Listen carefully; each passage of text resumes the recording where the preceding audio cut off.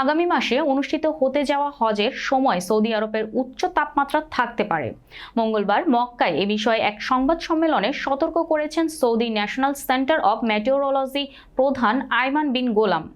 খবর আরব নিউজের এনসিএম কর্তৃপক্ষ জানিয়েছে, এবছর হজের সময় দিনের বেলায় আবহাওয়া অত্যন্ত গরম হবে বলে আশঙ্কা করা হচ্ছে। খোলা জায়গা ও মহাসড়কে সেটি পরিণত হতে পারে ধূলিঝড় বা বালির ঝড়ে।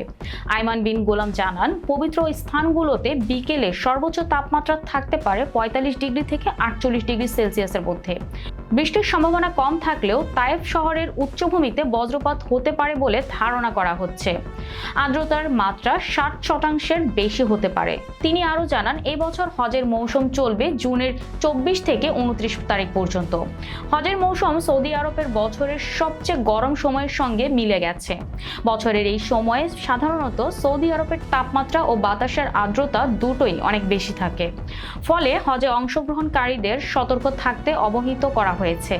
পবিত্র স্থানগুলো মদিনা শহর, বন্দর ও প্রধান সড়কগুলোতে ২৪ ঘন্টা আবহাওয়া পর্যবেক্ষণ করার জন্য কর্তৃপক্ষের পরিকল্পনা রয়েছে বলে জানান তিনি।